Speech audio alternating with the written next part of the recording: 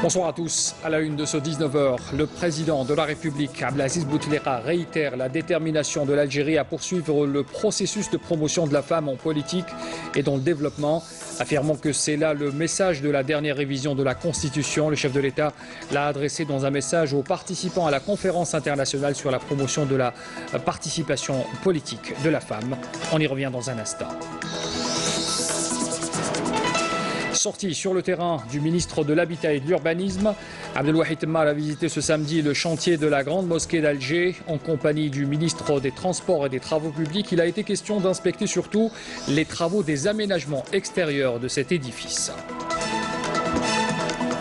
Et puis le ministre de l'Enseignement supérieur hausse le ton pour ce qui est de l'organisation des examens DEMS et ceux des hautes études universitaires. Tahar Hadjar insiste, il n'y aura pas de report pour les examens. Ces examens commenceront bel et bien demain. On l'écoutera également tout à l'heure. Voilà pour les titres de l'actualité. Pour commencer d'abord, le président de la République, Abdelaziz Bouteflika, a adressé un message de félicitations à son homologue irlandais, Michael Higgins, à l'occasion de la fête nationale de son pays, dans lequel le président lui a réitéré sa volonté d'œuvrer à la consolidation du dialogue politique et de la coopération entre l'Algérie et l'Irlande.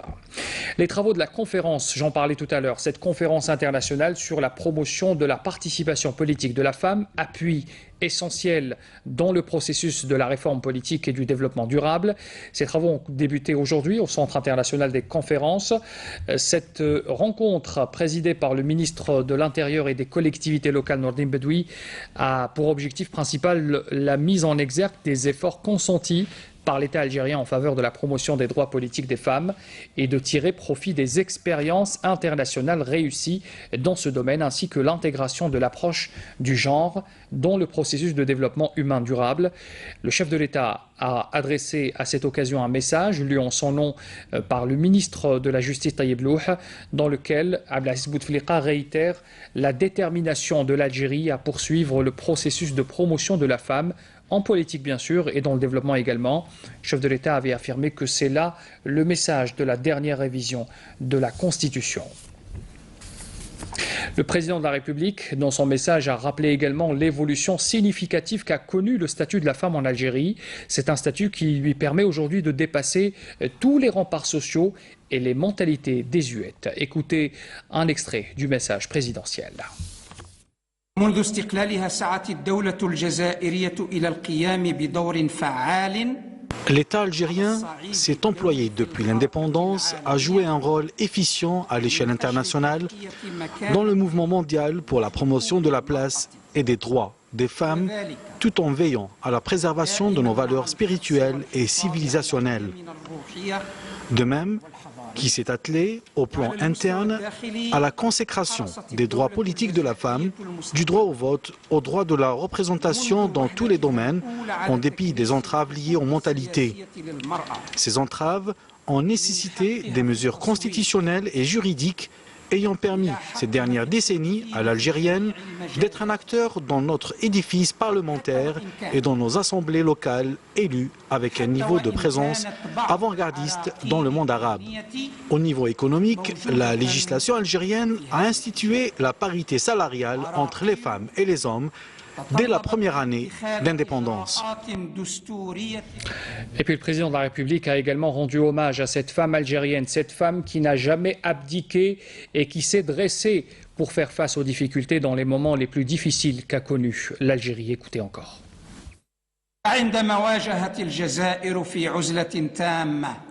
La femme algérienne a toujours répondu présente à l'appel de la patrie pour la protéger des dangers et relever les défis. Lorsque l'Algérie a fait face seule aux affres du terrorisme aveugle, la femme algérienne s'est dressée en rempart, prête au sacrifice pour la sauvegarde et la pérennité de la République, comme en témoignent les longues listes de shahidettes dans les différents corps professionnels. Au moment où il a fallu faire prévaloir la conciliation sur la fitna, l'Algérienne, mère, veuve et sœur, a été au premier rang pour plébisciter le choix de la réconciliation nationale, plaçant l'intérêt de l'Algérie au-dessus de ses blessures et des souffrances endurées par sa famille. Malgré les réalisations enregistrées en faveur de la promotion du rôle de la femme en politique et dans le développement, l'Algérie reste résolument engagée sur cette voie pour davantage de progrès. C'est là le message de la dernière révision de la Constitution qui a consacré la responsabilité de l'État dans la promotion de l'égalité en matière d'emploi et la promotion de la place de la femme dans les postes de responsabilité à tous les niveaux.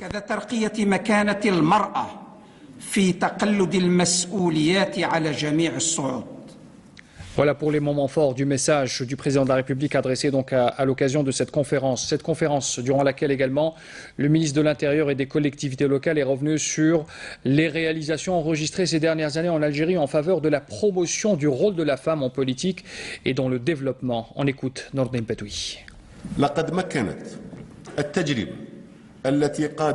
L'expérience de l'Algérie, après les réformes engagées par le président de la République Abdelaziz Bouteflika, ont permis l'émergence de plusieurs modèles de réussite de femmes dans notre pays, des femmes qui ont réalisé des résultats de haut niveau en matière de gestion des affaires locales.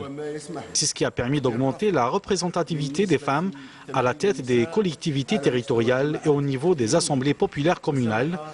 C'est d'ailleurs ce que nous avons constaté lors des dernières élections locales, mais aussi celles qui ont précédé avec un taux de 30% en 2017, alors qu'elles ne dépassaient pas les 6% lors des législatives de 2012.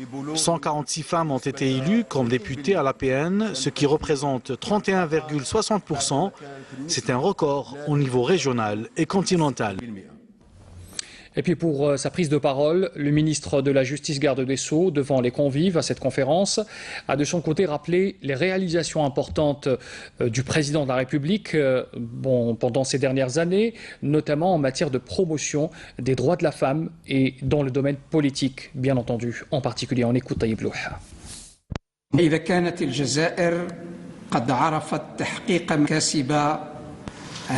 L'Algérie a réalisé des acquis importants dans le domaine de la promotion de la femme et en particulier dans le domaine politique et socio-économique au cours de ces dernières années, sous la direction éclairée du président de la République Abdelaziz Bouteflika.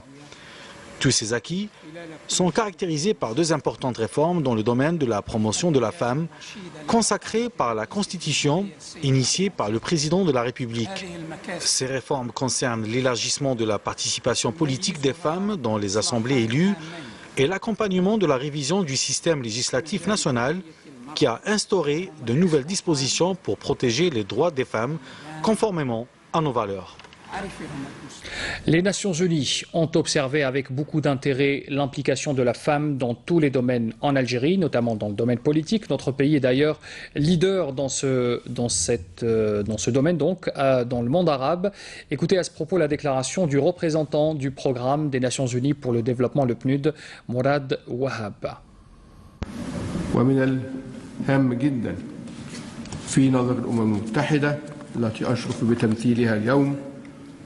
Il est très important pour les Nations Unies, que j'ai l'honneur de représenter aujourd'hui, que cette rencontre soit organisée sous le haut patronage de son Excellence le Président de la République.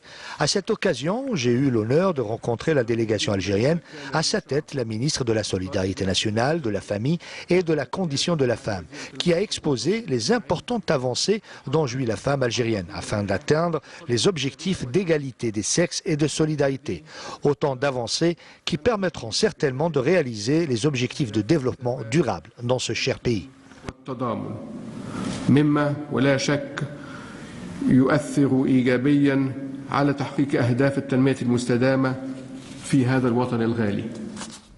Vous venez d'entendre donc la déclaration du représentant du PNUD, Mourad Wahba, et non pas Wahab, comme je l'ai annoncé tout à l'heure par erreur.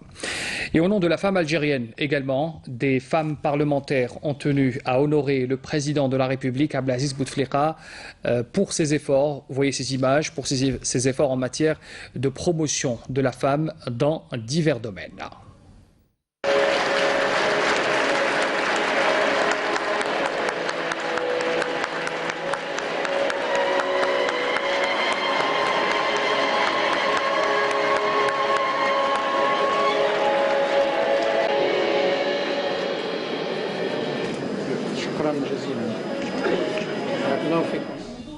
La participation des femmes comme acteurs de développement durable, le cadre juridique national et international et surtout le rôle des acteurs gouvernementaux et partenaires dans le renforcement de la participation politique de la femme sont en gros les trois panels abordés durant ces 2 jours lors de cette conférence. Amina Zahouf, présente à cette conférence ce matin, a posé la question à plusieurs intervenantes. Écoutez. Durant 2 jours, des experts algériens et internationaux sont mobilisés à Alger. Objectif débattre du statut de la femme à travers un certain nombre de paramètres, juridiques, sociaux, mais aussi le renforcement de la participation politique de la femme. Aujourd'hui, j'espérais le dire dans mon discours, nous avons un taux de participation mondial de 23,5% de la femme dans les parlements et dans les instances représentative. Je pense qu'en Algérie, vous avez été au-delà de ce chiffre. Cette conférence internationale, pour nous, c'est la consécration d'une première phase. La deuxième phase va concerner cette formation à travers le territoire national.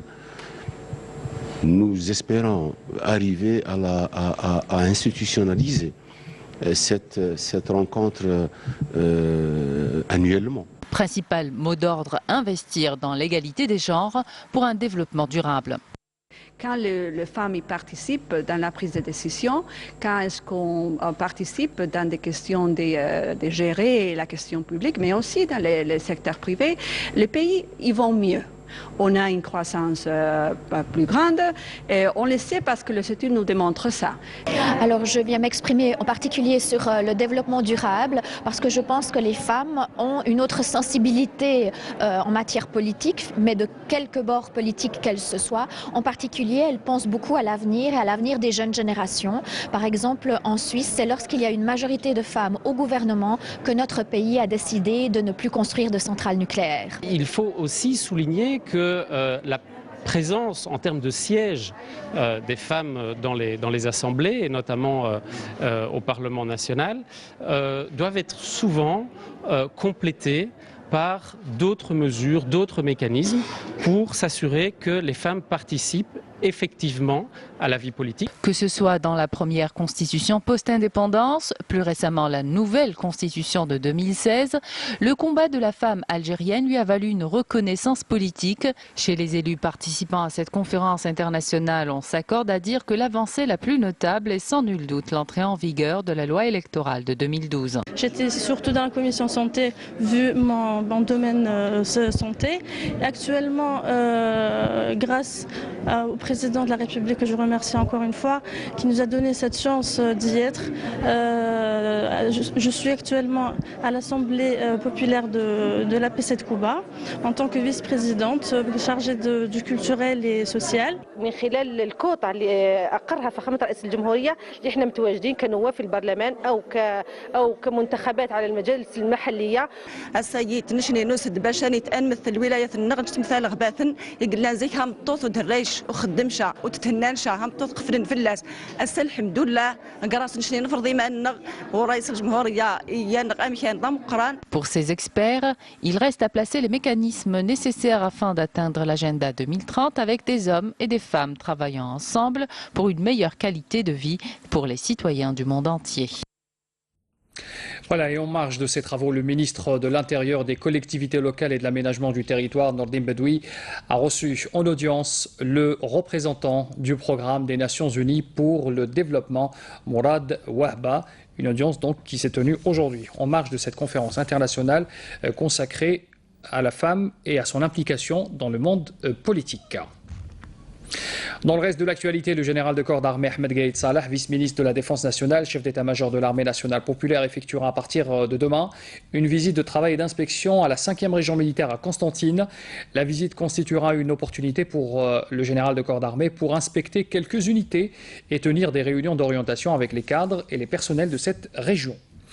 Un mot sur la lutte antiterroriste. On apprend ce soir que 4 casemates pour terroristes et 5 bombes de confection artisanale ont été détruites ce samedi dans une opération de ratissage menée à Tizi Ouzou par un détachement de l'armée nationale populaire. C'est ce qu'indique donc ce communiqué du ministère de la Défense nationale.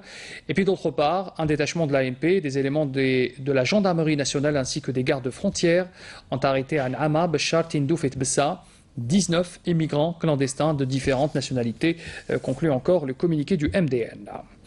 Le ministre de l'Enseignement supérieur et de la Recherche scientifique Tahar Hadjar a annoncé ce samedi à Alger l'accompagnement de 20 établissements universitaires pour améliorer leur visibilité sur le web et leur classement à l'échelle internationale à l'horizon 2020.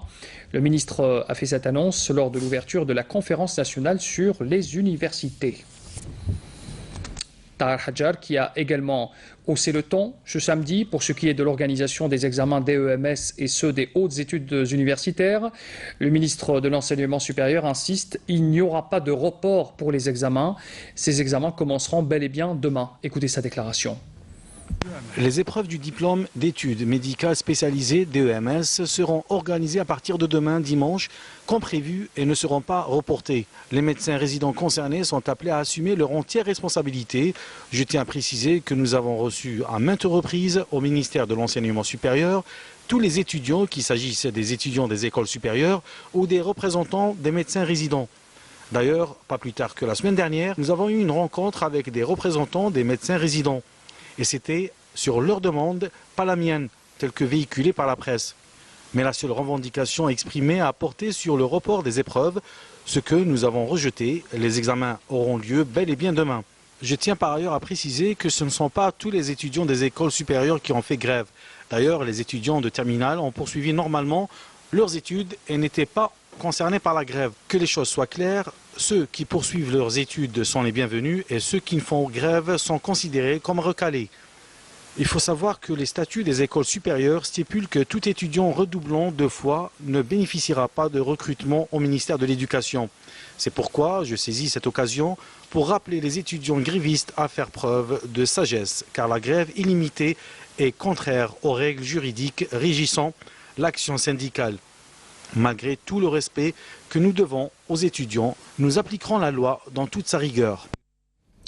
Sorti sur le terrain du ministre de l'Habitat et de l'Urbanisme, Abdelouahid Temmar a visité ce samedi le chantier de la Grande Mosquée d'Alger en compagnie du ministre des Transports et des Travaux Publics. Il a été question d'inspecter surtout les travaux de l'aménagement extérieur de cet édifice. Camélia Malala.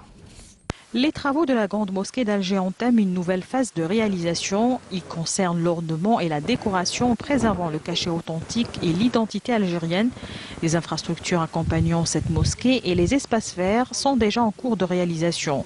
Lors de l'inspection de ce projet, le ministre de l'Habitat, de l'Urbanisme et de la Ville, Abdelouahid Temmar, a insisté sur la nécessité de travailler en coordination avec les secteurs concernés pour achever tous les chantiers au même temps. La visite d'aujourd'hui concerne le secteur des travaux publics et des transports.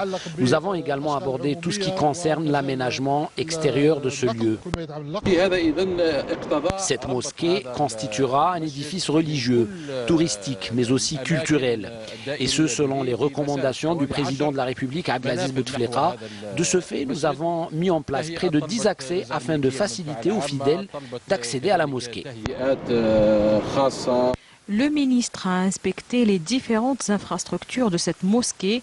Il s'est enquis de l'avancement des travaux des grosses œuvres qui sont à un stade avancé. Abdelouahid Temmar a mis l'accent sur l'importance de respecter le cahier des charges par l'entreprise de réalisation. Et puis coup d'envoi aujourd'hui de la 50e édition de la fête du tapis, célébrée annuellement dans la capitale du Mzab, à Ghardaïa. L'événement haut en couleur s'est déroulé en présence du ministre du Tourisme de l'Artisanat, Hassan Mermouri. On fait le point avec Jazia Bayou. Dans une ambiance festive et sous les rythmes alternants du Rarkabou, le tapis du Mzab a été encore une fois mis à l'honneur. Dans un cortège coloré, les tapis et autres produits artisanaux ont traversé l'avenue Émir Abdelkader. Et c'est ainsi que le coup d'envoi de la 50e édition de la fête du tapis a été donné par le ministre du Tourisme et de l'Artisanat, Hassan Mermouri. Cette 50e édition de la fête du tapis est une occasion pour relancer les activités artisanales et touristiques à travers toutes les localités de Ghardaïa. Cette wilaya connaît une grande affluence touristique, ce qui permettra certainement aux artisans de promouvoir leur production locale. Ces festivités organisées par la Chambre de l'artisanat s'inscrivent dans le cadre d'une stratégie nationale qui a pour objectif de promouvoir l'industrie artisanale et d'encourager tous les artisans à faire connaître leurs produits. إلى تثمين وترقية الصناعة التقليدية. La fête du tapis reste une occasion pour les Gherdawis de mettre en avant leur production artisanale, symbole de la créativité, du génie populaire. Le rappel des titres pour terminer ce journal. Le président de la République, Abdelaziz Bouteflika, réitère la détermination de l'Algérie à poursuivre le processus de promotion de la femme en politique et dans le développement. Le chef de l'État affirme que c'est là le message de la dernière révision de la Constitution. Le président Bouteflika a adressé un message à cette occasion aux participants à la conférence internationale sur la promotion de la participation politique de la femme. Sorti sur le terrain du ministre de l'Habitat et de l'Urbanisme, Abdelwahid Temmar a visité ce samedi le chantier de la Grande Mosquée d'Alger en compagnie du ministre des Transports et des Travaux publics. Il a été question d'inspecter surtout les travaux de l'aménagement extérieur de cet édifice. Et puis le ministre de l'Enseignement supérieur hausse le ton pour ce qui est de l'organisation des examens DEMS et ceux des hautes études universitaires. Tahar Hadjar insiste, il n'y aura pas de report pour ces examens qui commenceront bel et bien demain. Nous l'avons écouté également ce soir à ce 19h. Merci d'avoir suivi notre journal. Très bonne soirée à tous. Pour l'information, retrouvez à partir de demain Feriel Assari et à 19h Nadia Madassil Hadi. Très bonne semaine à tous. Au revoir.